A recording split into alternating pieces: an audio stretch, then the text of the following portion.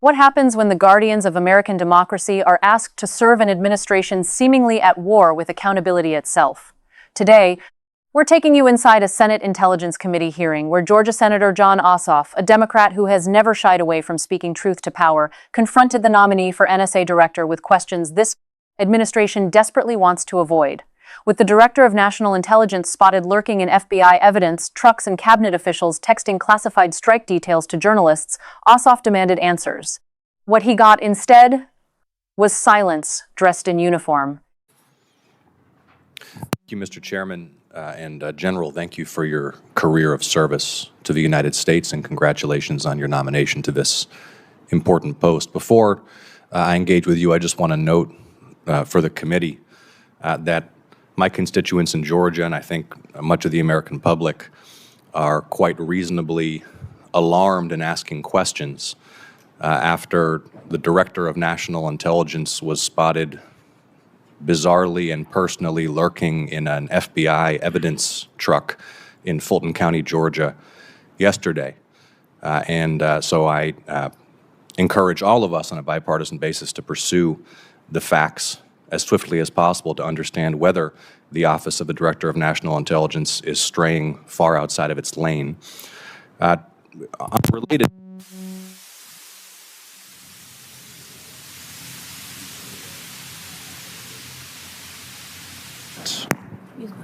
I regret to share my observation that the President at this point is clearly using federal law enforcement in order to pursue personal vendettas. That has nothing to do with you and your career to date, nor is it something for which I hold you accountable or would expect you to explain. But it is a well-known fact, and it quite reasonably, given the immense surveillance capabilities of the National Security Agency, raises the concern that there might be some abuse of the NSA's authorities. And so my question for you is that if there is some alteration or withdrawal of current prohibitions, administrative prohibitions, on surveillance targeting Americans, for example, in Executive Order 1233, PPD 28, USSID 18, or otherwise, will you promptly inform this committee with our oversight responsibilities of such a change? Senator, I will pledge, if confirmed, to ensure that the NSA executes its mission within the authorities and all applicable laws, and that I will execute the duties of this position that enables this committee to exercise its oversight responsibilities. General, I appreciate the answer, and I want you to think a little bit more deeply about the question and consult with your team and follow up with more precision for the record, because the challenge I'm identifying is that you may be asked to do things that are manifestly unethical and improper, but following some alteration of present administrative policy may indeed be lawful. And this committee needs to know if such administrative policies, which currently protect American civil liberties but are not in statute, are changed.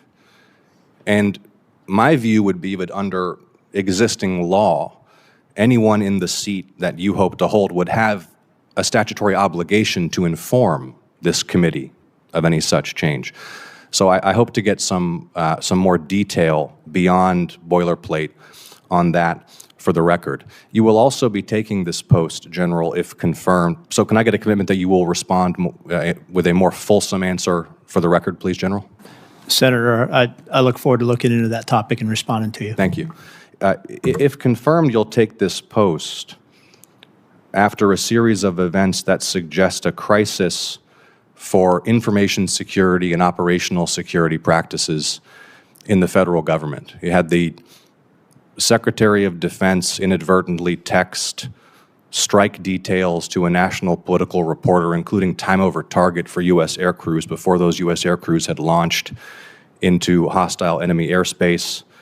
Multiple major news outlets were reportedly aware of the imminent raid targeting Maduro in Venezuela before the raid was executed.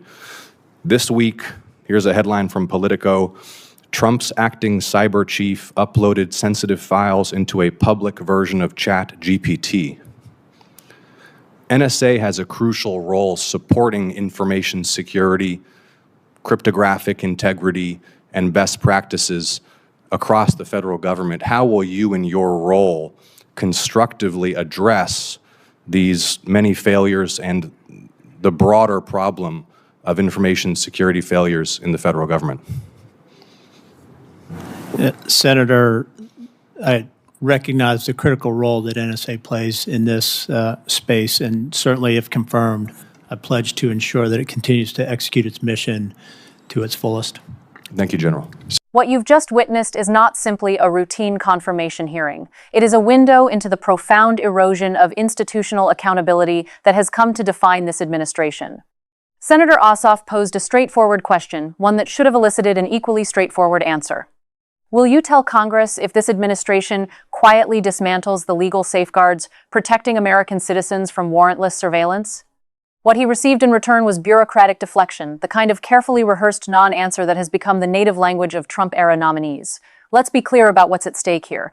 Executive Order 12333, PPD 28, USSID 18. These aren't abstract policy documents gathering dust in some federal archive. They are the thin legal membrane separating a constitutional republic from a surveillance state.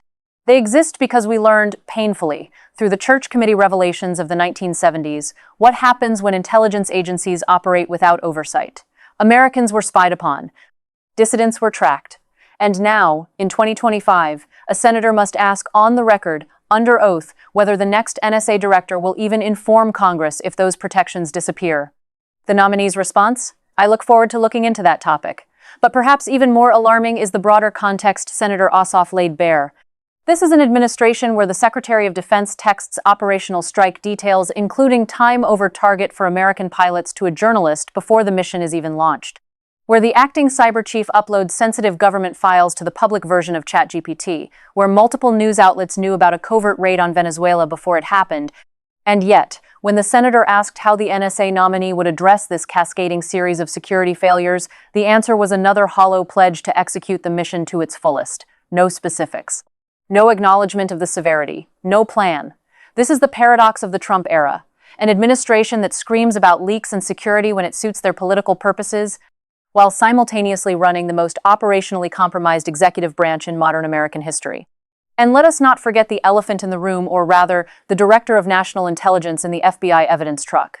Tulsi Gabbard, the nation's top intelligence official, was personally present at an FBI evidence vehicle in Fulton County, Georgia. The same Fulton County where Donald Trump faces criminal charges for his attempts to overturn the 2020 election. Senator Ossoff was right to raise this. The American people deserve to know, what was she doing there? Under whose authority? And why is the Director of National Intelligence involving herself in what appears to be a state criminal matter involving the president who appointed her? And the silence from this administration and from too many of our Republican colleagues is deafening. The founders designed a system of checks and balances precisely for moments like this. Congressional oversight exists because power, unchecked, inevitably corrupts. The intelligence community, with its vast capabilities to monitor, intercept, and surveil, requires the most vigilant oversight of all. We are witnessing the slow strangulation of democratic accountability. Senator Ossoff did his job today. He asked the hard questions. He demanded specificity. He refused to accept boilerplate.